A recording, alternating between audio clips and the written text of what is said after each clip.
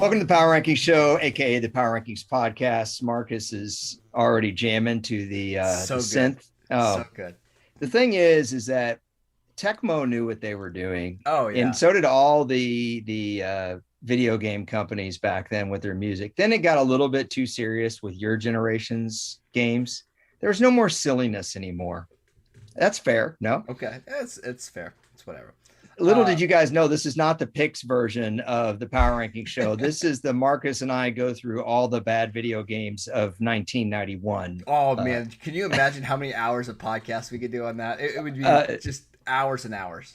It would be amazing. He's Marcus Mosher. He is found hosting the Cowboys Locked On podcast. It is the #1 Dallas Cowboys podcast. You can find him at Marcus Mosher. I'm Elliot Harrison. I've turned into a long hair.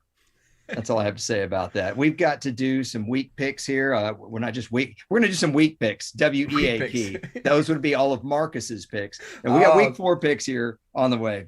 But Marcus has something he wants to get off his chest. So before we get into game notes and what have you, let's have it from you, Mr. Mosher. So Elliot, we all have our biases when it comes to football, whether it's a certain team that we like to root for, as evidenced by our backgrounds right now, right? Mm-hmm. Certain players that we like. And there's certain players we don't like for no apparent reason at all, right? Is there a player that you can think of during your time covering the sport that you just never liked for no particular reason? For no particular reason? You just didn't like them? No, not for no particular reason. Okay. But I can give you plenty of players that I didn't like for good reasons. But go ahead. I'm just saying there's guys I don't like just because I don't necessarily like the way they look in a certain number, right? Like it's Jason so Garrett. That's a good one. There's a lot of good reasons there. But when it comes to quarterbacks, Elliot, I'm fascinated by the way that we rank and view quarterbacks and how we treat them, right? There's certain quarterbacks who are drafted high that if they put together 2 good games, we're anointing them as the best quarterback in the league, right? Mm-hmm. And if a quarterback has a bad game that was a late round pick, all of a sudden they can't play and they're never a franchise quarterback again. And that leads me to Kirk Cousins, Elliot, because Kirk Cousins is somebody who I think if you ask most people, they wouldn't consider him a top 10 quarterback, maybe not even a top 15 quarterback. But all the guy has done in his career is produce, whether it's in Washington or Minnesota. And this morning, as I was preparing for the show, I was looking at some numbers for Kirk Cousins. Elliot, in his last 13 games, he's averaging over 295 yards per game. He's scored 33 touchdowns and has thrown 3 interceptions. He's averaging over 8 yards an attempt, and his pass rating is 115. If Baker Mayfield had those same stats over his last 13 games, would we be calling him like the best quarterback in the NFC or the AFC right now? Why are there certain quarterbacks that we just completely dismiss despite putting up fantastic stats? Why don't we just call it a day and do Power Ranking Show rant? You just go on Kirk Cousins for 28 minutes. I can do it. I'll come back with Courtney from Brinks and pick some games tomorrow. We can skip Thursday. It's just Bengals Jags. Listen, I was like, what, 5 minutes? I stopped that short. We could have went way longer. So let's do it. So I'm a big believer. One night I was on the air and I think it was Dave Damashek who I said, look, Michael Vick's a good player. He's an exciting player, but I can name 50 quarterbacks in NFL history I would take right now. Easily. And so Dave goes, do it. And so during the commercial break, I wrote down a note card, all 50 quarterbacks, but it was a good challenge. It was a good exercise. So if we were to play the Kirk Cousins cliff right now, when do you go off the cliff trying to name quarterbacks that are clearly better than him? So let's start. Go through the NFC East. Who in the NFC East is better than Kirk Cousins right now? I would say most people would take Dak, but even that one's debatable. But let's say Dak just for the purpose of this, right? Okay, so Marcus says Dak. Forget most people. So Marcus says Dak. Okay, that's fine by me. We got one. All right, so NFC North, who do you have better than Kirk Cousins? Rodgers, and that's it. Rodgers, and that's it. We got 2. NFC South, who do you have better than Kirk Cousins? Brady, and that's it. Okay, that's interesting. I think you could make an argument for Matt Ryan when you start considering who he's playing with and who Kirk Cousins is playing with. But I'm going to defer to you on this. NFC West. You got Russell Wilson.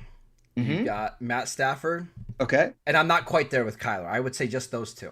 Okay, so we've got 5 in the NFC so far. Let's go to AFC East. Who you got? Josh Allen, and that's it. Okay, so that's 6. AFC North, who you got? I would say Lamar, and that's it. Wow. Okay. You're going to get some dissension there, I'm That's fine. sure. Now you're up to 7. AFC South, who you got? We're not considering Deshaun Watson in this Then nobody, conversation because he's not nobody, playing. nobody. Okay. AFC West. Mahomes, Oh, this is Herbert, where it gets good. Mahomes, Herbert, and let's just throw Carr in there, right? Okay. Ding, there's a Carr counter. So there's 3, right? Yeah. So that's 10. I think we could have a whole nother discussion on the disrespect for Matt Ryan's career. Not disrespect, but just kind of ignoring. But I'm saying over the last 2 years, I think Cousins has been significant. Yeah, I feel like Matt Ryan and Matt Stafford are very similar in the way they've been looked at, but because Matt Stafford is having the year he's having, it's a different deal. So the point you're making is that if Kirk Cousins is not in the top 10, he's right there. But I would say most people wouldn't view him that way, right? I think most people think he's after the top 15. And there's even guys in there like, as good as Dak is playing, you can make a strong argument that Cousins has been better, right? The offensive line certainly hasn't been better in Minnesota. They've had a lot of injuries. The defense hasn't been good, and yet he continues to put up monster numbers. There's an old saying in football that probably dates back to the 90s that I can remember. I remember it being said about Aaron Brooks when he was playing well for New Orleans, but this is even going before Aaron Brooks, that he's just good enough to get you beat. Yes. That was the saying. And I think people have felt that way about Kirk Cousins. I don't think it's fair. If you look at the deep throws he made in the playoffs against the Saints, I'm trying to think which season that was. Was that 2019, I believe on the road in New Orleans. Yeah, you can't say that about him. Now they ended up getting beat pretty badly, soundly, I would say, by the 49ers the next week. But I think Kirk Cousins has shown it before, and I tend to agree with you on this. But we're here to pick games, not to pontificate on Kirk Cousins. But if you want to do this tomorrow, we will really delight in Kirk Cousins football. That's fine. We're going to get to the Vikings-Browns game. And what it really comes down to is when we talk about that game, I think most people in the league believe Baker is a better quarterback, and I just don't agree at all. And I think this game's going to come down to which quarterback is better, and I think that might lead to me to maybe picking an upset in that game. But we'll get there in a little bit. He's definitely, I'll say this about Cousins, though. He definitely has the help on the skill position side. Sure. And I thought Jefferson was just fantastic last year with all the attention paid to Stephon Diggs over in Buffalo, leaving Minnesota. I think Minnesota did okay without him. So anyway, let's get to the picks. What do you say? Yeah, let's do it. Let's go through the games. Elliot, our first game is a Thursday night battle between the two cat teams, right? It's the Jacksonville Jaguars against the cat teams. Oh. You don't like that? Who was the better cat woman? Are we going to go Michelle Pfeiffer? Anne Hathaway. Anne Hathaway from Dark Knight Rises, right? Yeah, I just watched that movie this morning. That's why the judo kind of scene she did in the bar room where she's like fancy talking and beating guys up at the same time was a little much for me. I'm a Michelle Pfeiffer guy, probably because I had a crush on her when she did Fabulous Baker Boys with Jeff and Bo Bridges. I mean, Bo Bridges. Kirk Cousins might be the Bo Bridges of the NFL. Way to bring this full circle. Is it bad that I think of Michelle Pfeiffer first in Gangster's Paradise, the song with Coolio? She's in that music video.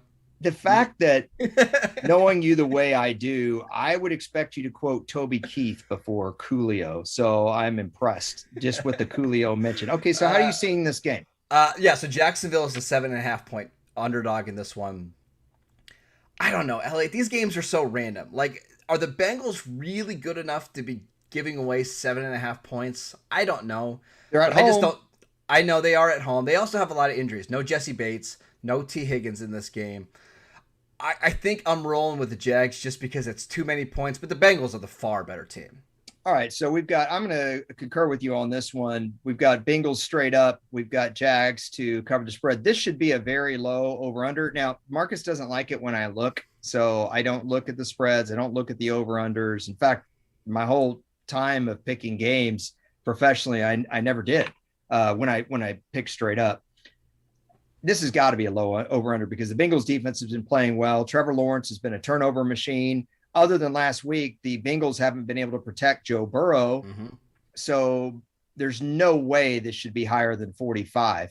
But my guess is that it's even lower than that. They may consider like pick sixes or whatever. I'm going to go really low on this, though. I'm going to go 43.5.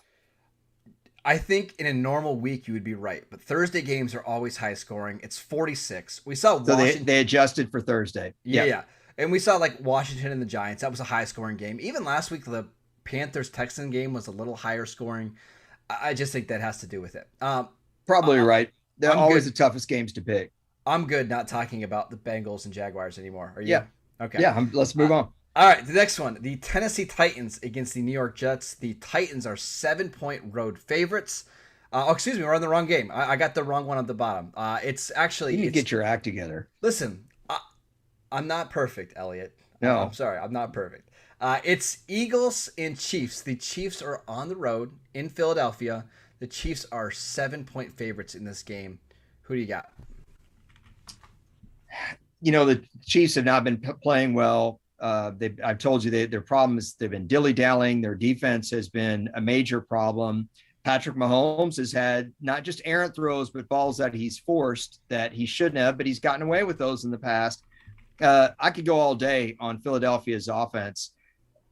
What I would say is that this is most likely a rebound game for Kansas City, especially when you consider Andy Reid's situation. Now, I know you love to pour into analytics, and I probably pour too much to the emotional side, but you can't tell me Kansas City playing at Philadelphia with Andy Reid, who had a health scare and who obviously coached in Philadelphia from 1999 until 2012. I'm going to go Kansas City to cover that spread and win straight up, obviously. They're just the more desperate team, right? And I know you care about that kind of stuff, and so do I. It's also a short week for Philadelphia, right? They lost an offensive lineman on Monday Night Football. I just wonder how they're going to be able to bounce back. So I agree. I think Kansas City is going to win here. Our next game, the Tennessee Titans, the one I almost messed up to begin with. Titans are 7-point favorites on the road against the Jets. Now, the Titans are going to be without a couple of receivers, it looks like. Julio Jones and A.J. Brown both missed practice on Wednesday and Thursday. Does not sound like they're going to play. Elliott, the Jets are averaging less than 7 points per game on offense. Not great. Who do you got? Well, it's interesting. First of all, I don't care that you messed up our order because this game is a big pile of, anyway. It only gets worse. Don't worry. Yeah. There's really nothing I enjoy about this game. Apologies. If you've got a Frank Wycheck jersey hanging in your room, I'm all for you. Pour yourself some Tennessee whiskey and call it a day and wrap up the W. The Titans are not as good as probably any of us think they are. They're 2-1. The Jets are as bad as you think they are. I can confirm that. What's our spread on this? It is 41. But that's the over under. What's the spread is 7. The Titans are 7-point favorites. Well, I was going to guess the over under at 42. So I was off by a point there. Do you see any way the Jets win this game? No. I got a more fun stat or a more fun line. The Sure. over-under on carries for Derrick Henry in this game at DraftKings right now is 24.5. Are you taking the over or the under? I'm taking the over. It's going to be a lot of Derrick Henry. There's only one problem with doing that, though. The Titans organization's got to be smart how they use him. It's a 17-game season. This is a man who's had a lot of touches, right? If you're up 30-10 in the fourth quarter, you're not using Derrick Henry to run out that clock. You don't need to. So that's actually an excellent over under on the carries, I think, because I could see him having like 22 carries and then saying, okay, there's not enough possessions left in this game at, 10 minutes left in the fourth quarter. We'll let him have a touchdown. I would mention, though, his backup, Darrington Evans, is out this week. So there's just not a lot of other guys that feel comfortable touching the ball. So that's one we'll have to check back in on Monday. We're about 28 seconds too long already on this game. What's next game? Houston Texans against the Buffalo Bills. The Texans are 16-point underdogs in this game, and that line has actually dropped from earlier in the week. I saw it at 17.5 earlier, now down to 16. Well, I think 16 is where Super Bowl III's spread ended up when the Jets of the AFL were supposed to not have a chance against the Colts of the NFL, and the Jets obviously totally demolished them. So I always remember, I'm pretty sure that's where it ended up. So 16, it's not a spread you see very often in the NFL, especially this early in the season. I don't know if you want to call week 4 super early in the season, but we're still kind of early. you know how we talk about there's games that you walk away from. I don't know how you would want to bet on this game, first of all. And I don't know how you could possibly straight up even make a case for Houston. So I will just preview this game by saying that Buffalo's defense has looked outstanding the last couple of weeks. They seem to be a legitimate top 5 team to me. And doesn't the Bills' performance so far prove more than anything else that the greatest misnomer in pro football is that week 1 tells you anything? Yeah. Well, I still believe that you just throw out the first 2 or 3 weeks of the season, because by the time, Elliot, we get to November and December, none of these games are really going to matter. I mean, the wins and losses matter, but how they played really doesn't matter, and how the matchups played out don't matter. So I think this is just a stay away. But I will tell you, I will bet on this now. There is going to be a moment early in this game where, like, the Texans are winning 3-0 or 7-3, and everybody panics, like, "Oh, what's wrong with Buffalo?" And all of a sudden, this game is out of hand in the fourth quarter. Like, it's I don't just gonna know, happen. but you know, I've told you, you've gotten my head so much with this things don't matter that I've been using it in other areas of my life, and it has not gone well. Calories don't matter, Elliot. Honey, relationships don't matter. Wait, what? No, Marcus. Well, my wife gets very annoyed with that, but that's all right. Yes, I have a note about that later. About my wife? Yeah, let's go to well, that sounded weird. Let's go to the next game. The Carolina Panthers against the Dallas Cowboys. The Panthers are 4-point road underdogs in this game. Would mention there's a pretty big rest differential in this one. Cowboys played on Monday night. The Panthers played on Thursday night. So how much of an impact do you think that will have in this one?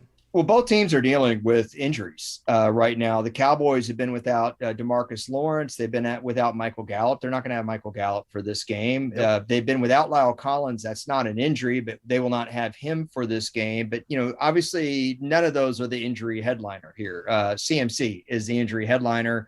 And boy, could they really use him, because I think teams could run on Dallas.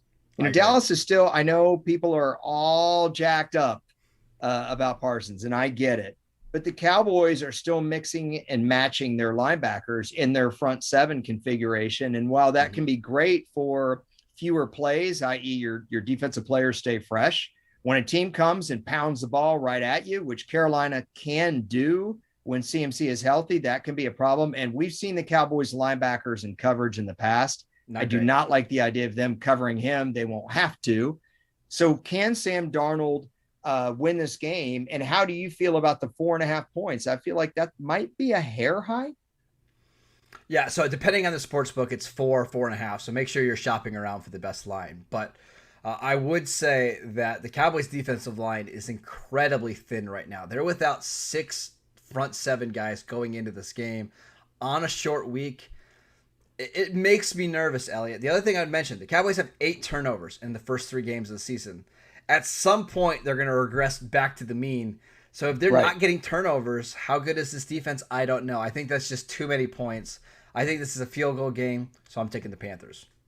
I would take the Panthers to cover. I wouldn't take the Panthers straight up in this game. Okay. I think Dallas wins by that field goal, given that they are at home. I hear you on the rest. I mean, I know you would love to say running backs don't matter, but Chuba Hubbard could matter in this game. Do you think he has a big day?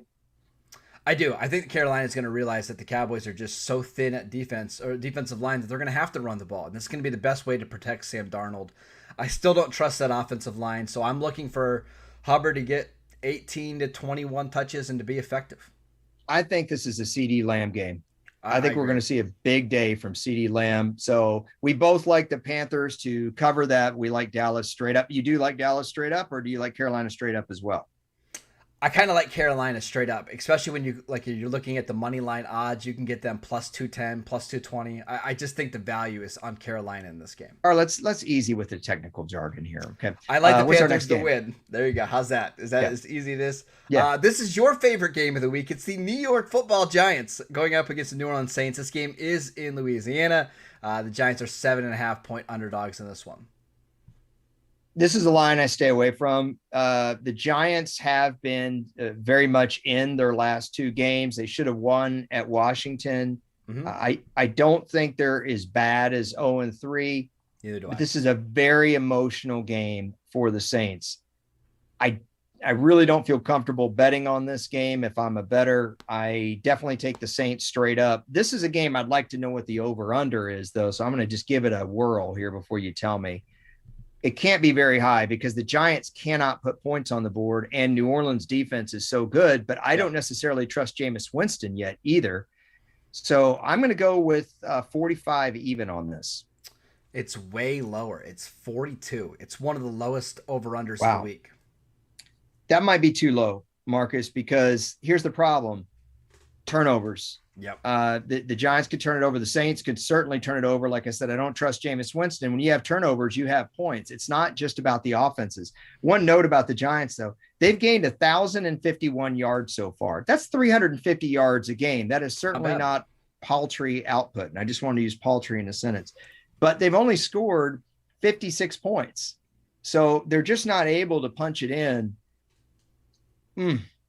I mean, would you be willing to go Saints with the 7.5 point line?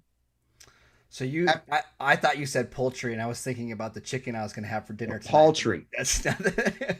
I would take the Saints here. I think this is going to be a blowout. That defense is so good in the secondary. The Giants are likely going to be without Darius Slayton and Sterling Shepard. They don't have enough talent on offense to lose those guys. So I'm taking the Saints to win. But we thought this about Carolina, right? When the Saints played the Panthers. That was a weird game, though, because the Saints had a lot of assistants that were out for COVID. It was, they're still on the road. I just think this is going to be, as you mentioned at the top, a very emotional game, which I think they just blow out the Giants. If you want to make excuses for your, past analysis and retrofit explanations, that's fine. But I'm not going to entertain it. Let's go to the next game. The Detroit Lions are 3-point underdogs against the Chicago Bears. I don't know how the Bears are favored against anybody right now, considering their quarterback situation. I think the Lions are the best, what do we call them, the best bad team in football. They're just super competitive. They should have beat the Ravens last week. I like the Lions this week. What about you? I like the Lions this week as well. So one of your favorite statistics is net yards a pass attempt, which basically factors in not just how many yards you're getting per pass attempt, but also sacks as well, and the yardage you lose on sacks. The Lions have a 5.7 net yards per pass attempt. That stinks. Okay. Chicago has literally less than half of that. They had one passing yard last week, right? It's beyond abysmal. So I would definitely take the Lions in this game. And this has got to be another one of the very low over-unders this week. I can't imagine this is over 42 points. There's no way. It's 42 on the nose, so you got it. All right, our next game. It's the Kevin Stefanski Bowl. It's the Cleveland Browns against the Minnesota Vikings. Huge Browns. Game. It is a huge game for both of these teams. The Browns are 2-point road favorites in this one. And I just disagree with that line. I think the Vikings are just as good. If they make that, a 34-yard field goal against the Cardinals, they're 2-1 right now, with their only loss coming in overtime against the Bengals, which they should have won that game if it wasn't for a Dalvin Cook fumble. I love the Vikings here. What do you think? You're big on the ifs and buts, though, sometimes. Well, okay, but listen. I'm part saying of the game, home slice. But a 33-yard field goal is the difference in that game. You know what I mean? It's like we should make a category for, basically 1 point or 1 score wins, 1 score losses. I just think the Vikings are way better than what their record says. Can I tell you something that concerns me about the Vikings in this game? Sure. I know this is not the greatest number of all time. We've talked about this on the podcast. I just wanted to confirm it looking. But if you look at teams in terms of how many yards per carry they're giving up, the Vikings are giving up 4.8 yards per carry. That is 5th worst in the NFL. Marcus, this is not the team that you want to do that with. You said Cleveland is a 2-point favorite, correct? Correct. Yes. I think I would take the Browns in this game by a field goal. I like the Browns in this one. All right. I like the Vikings. I just think they're going to be able to win through the air. I know the Browns have some injuries in their secondary. I think this is a good game. This is definitely the best 1 o'clock game that we have. So I'm surprised. Honestly, I'm surprised the line isn't even on this game. That's what I just think the line is off. That's my biggest problem. I mean, I would tell you, we talk about games to walk away from. This would probably be one for me because I think the Browns are going to win straight up. But whether that's 1 point or 3 points, I'm never a fan of those spreads that are like 1.5 or 2 points. It's just too difficult. And I don't three and a half is easier. I don't trust the kicking on either side here, which makes this line really scary. So I'm just going to take the team that's at home and that's getting 2 points, and it's really just more of a value play. Understood. Next one, the Washington football team at the Atlanta Falcons. Washington is a 1-point favorite in this game. That one, it's really interesting to me because it's a road game, first of all. It is a road game, but Atlanta can't block anybody, and this is a bad team to not be able to block against, right? Yeah, and they're not part of that too. Is I think their own coaching staff knows that because they're not getting the ball down the field whatsoever. Yep. I mean, everything it's all bubble screens, and I call them Danny Amendola specials. Your little 5-yard slants. Yes, this is a really hard game to pick, not just gambling wise, but straight up. I guess it comes down to how much do you trust Washington's offense, Marcus? I don't. But, there's your answer. But I don't trust Atlanta's defense either. So it's one of these games where I just like Washington's pass rush better than any other unit in this game, and that's why I'm kind of leaning that way. Yeah, I'm with you there. And Atlanta's only averaging 3.8 yards per carry. They're not helping. If you're going to throw the ball short all the time, that's fine. But it sure would help if you got some help from your running game. Instead, what's happening with the Falcons is they're basically using their passing game as a supplement for their running game. At some point, you've got to think Washington's front is going to play better, right, than they have. I'm going to go with you on Washington with this one. So those are all of our 1:00 games. We think the best game is Vikings-Browns. There's some really good 4:00 games. So if you want to earn some points with like your spouse or your girlfriend, like you want to go pumpkin patch or you want to go pick apples or whatever, go pick them during the 1:00 game. Make sure you're back for the 4:00 games because these ones are really, really good. Did you just tell people to go to a pumpkin patch? Like, really? I'm just saying, it's a long season. You got to make sure you earn brownie points at some point throughout the year. Bro, what's the date, man? It'll be in October. We'll be in October. You're one of those people that starts putting up Christmas ornaments around November 20th, aren't you? No, it's November 1st. But moving on to Cardinals Rams, our 3-0 matchup in the NFC West. The Cardinals are 4-point underdogs on the road in this game. I left my Christmas tree up till July a couple years ago. Stop it. I just remember that. Yeah, it is. Cardinals Rams is a great game. This is one of the aforementioned quality games in the late window. Mm-hmm. It's amazing what the Cardinals offense has been able to do. You want to talk about generating yardage. One of the issues for the Cardinals really is how good is their defense throughout the game. They'll have great moments. They make big plays, right? Kind of like what you talked about with the Cowboys. They're going to regress to the mean. Will the Cardinals defense be more of this attacking defense that creates mistakes by other teams' offense the whole year? Or are they going to be a team that gives up a lot of points in key situations? I'm still not sure. That's why I feel way more comfortable with the Rams in this game. Although I don't know that Matt Stafford is this good. How do you see it? Since Sean McVay got to the Rams, he's 8-0 against the Cardinals. They just haven't figured him out. And now he's got Matt Stafford. They've got so many weapons. This is a game they should win. I know these teams are both 3-0, but the Rams' resume is way more impressive. You got to win this game at home if you are a legit Super Bowl contender. I like the Rams. And what's the line on this game again? 4. I like the Rams to cover that. I do too. I like a touchdown game, right? Now, we've been talking about over-unders here a little bit, and I know over-under talk is not your favorite, but this can't be a low over-under like these other ones at all. So it's just how high does Vegas want to go? And are they banking on a Kyler Murray mistake that leads to points for the Rams? I'm going to go 53.5 on this, but I feel like I'm still low. You are. It's 54.5, and it's actually come down from 55 early in the week. So it's a good call. Boy, I'm 1 point off, and it's just not good enough for you. By the way, I noticed you went back to the black zip up. You went. No, it's blue. I don't know if you can tell. It's like a dark blue. You went with ecru. That's the color you were wearing last week. It was. It's a variation of tan. Yeah. Please proceed. We call it brown here, but okay. Yeah. Next one. It's another NFC West battle, and actually a very, very important one for both teams. The Seattle Seahawks are 3-point underdogs on the road against the 49ers. Seahawks haven't been playing good. I remember I watched pretty much every play of the second half and overtime against Tennessee a couple of weeks ago. Marcus, they certainly didn't look good against Minnesota. I think this is going to be an entertaining game.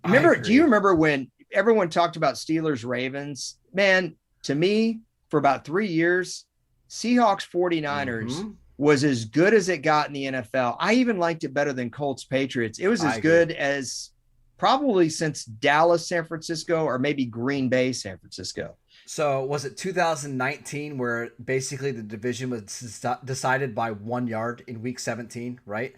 Yeah, and I was talking more like 2012, 2013, well, I'd say we've had some really good games between these two teams over the last decade, and this is a really important one because if you're Seattle, you can't go down 1-3 in this division. No. Right? You absolutely cannot. And the 49ers, you just came off an emotional loss to Green Bay. You want to get back on track. You don't want this to kind of linger. This might be the game I'm most interested in because both teams absolutely have to win.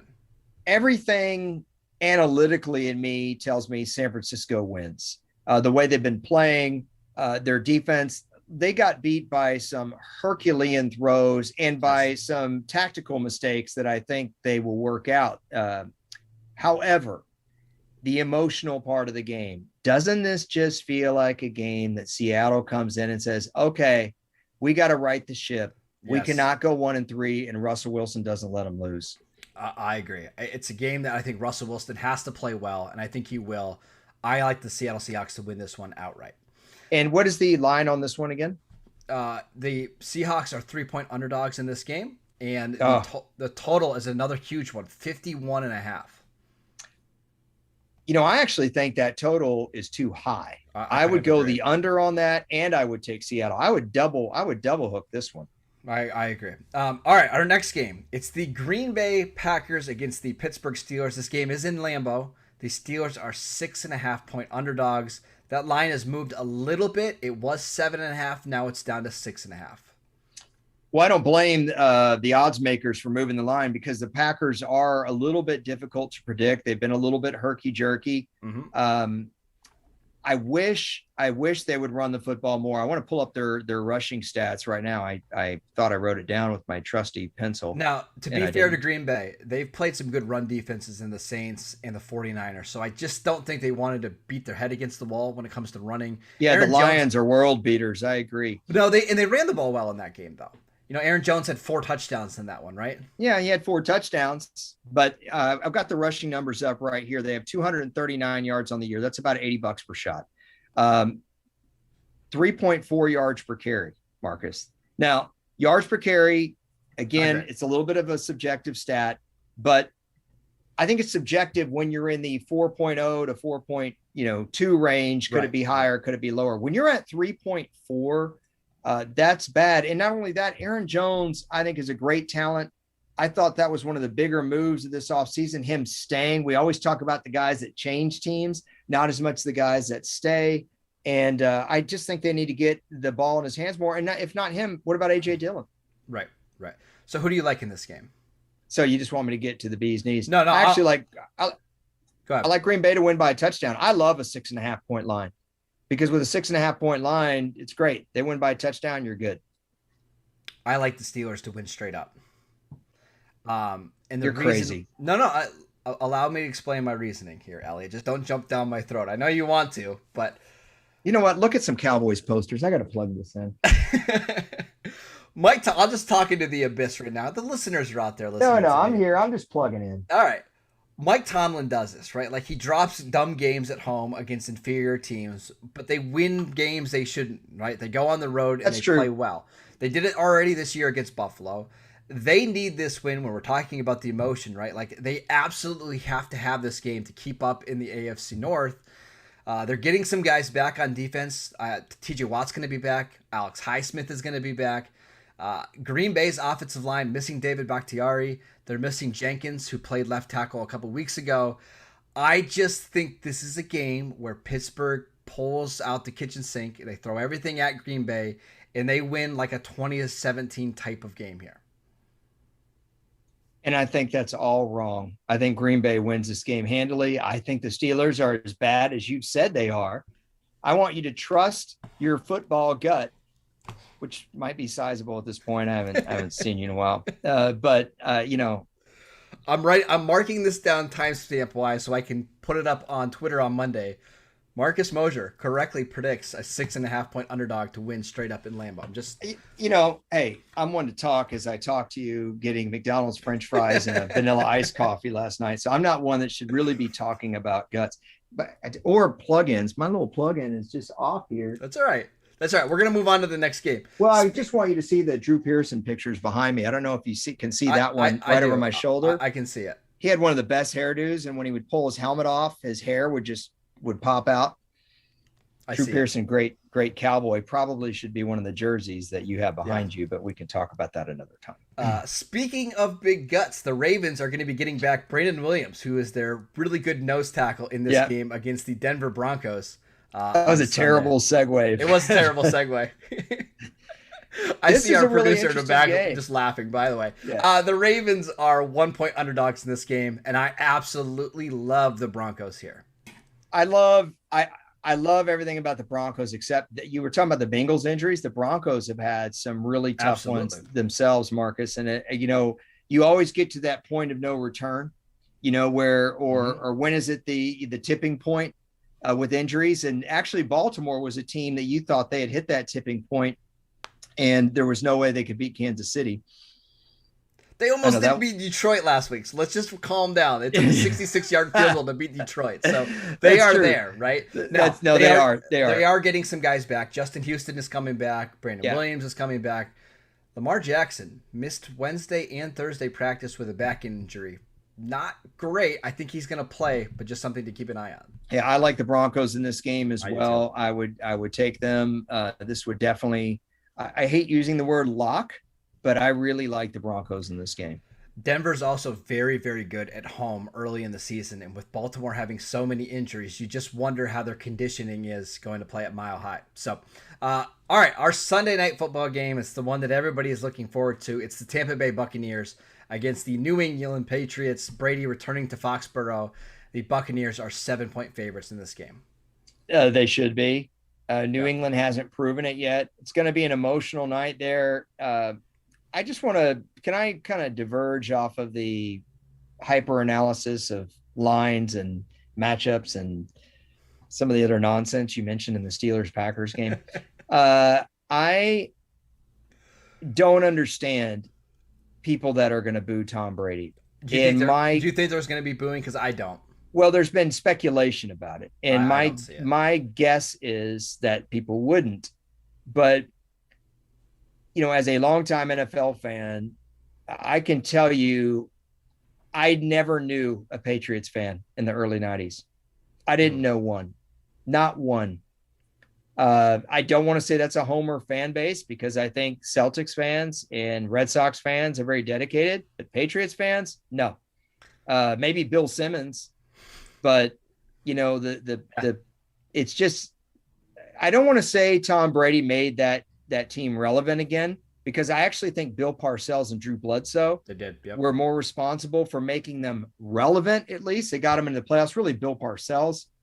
But if you're booing Tom Brady at that game, he's literally going to be booed. What's going to be really fun in this game is Tom Brady is going to break the all-time passing yardage record.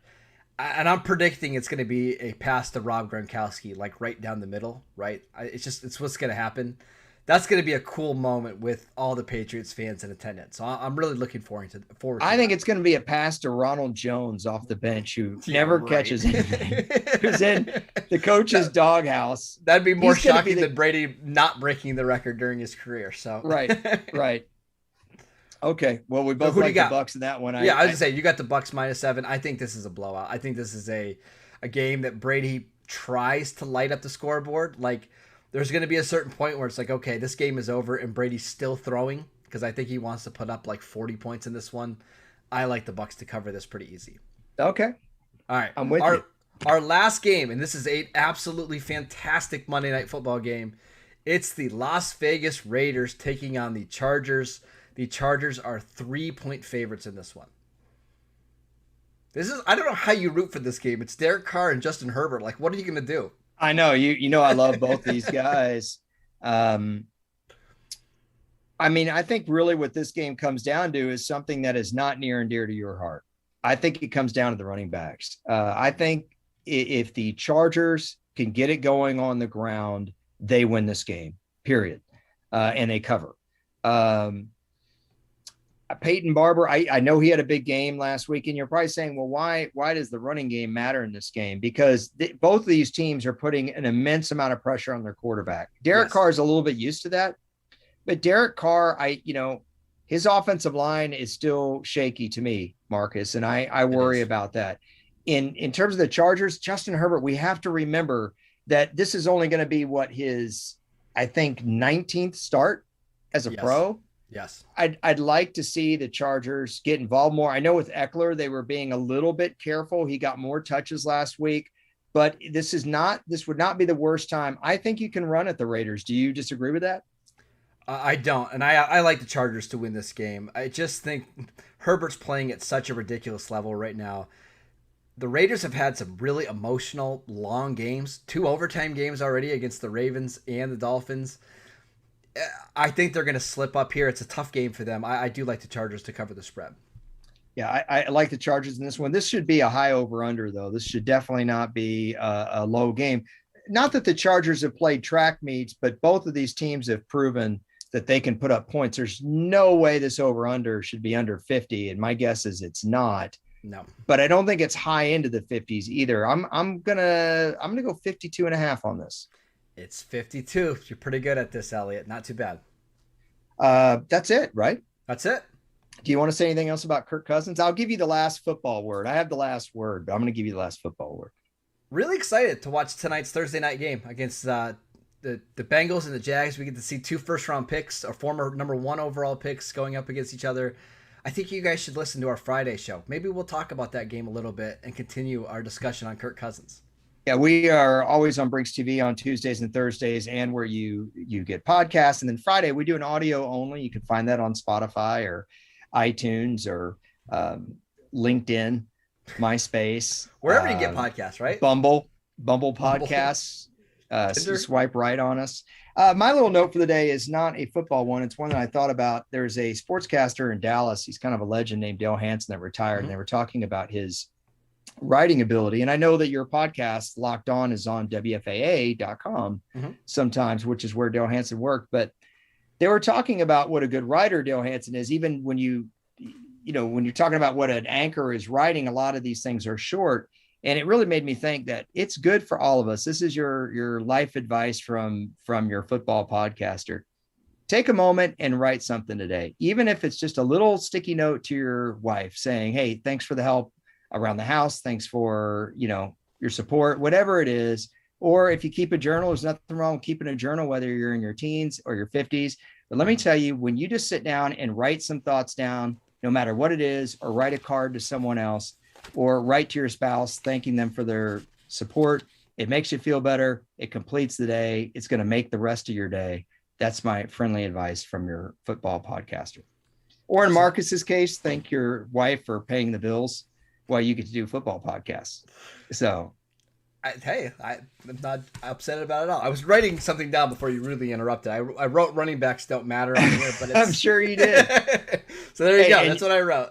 And your wife is a teacher. She's one of those people that is really making a difference out there. Shout out to my wife. She'll never listen to this, but shout out to her. You bet. But I find that it makes the rest of the day good if you just sit down and, like I said, it can just be a little sticky note. It doesn't have to be a novel. So there you go. We will see you tomorrow when we do a little bit of reaction on Bengals Jags, and we'll have a league chat. We might even deep dive into Kirk Cousins. Let's go again in cornbread versus regular bread. Usually we're on about 12 o'clock Pacific. Catch us on wherever you get wherever you get podcasts. And of course, to Brinks TV, we say thank you and see you later.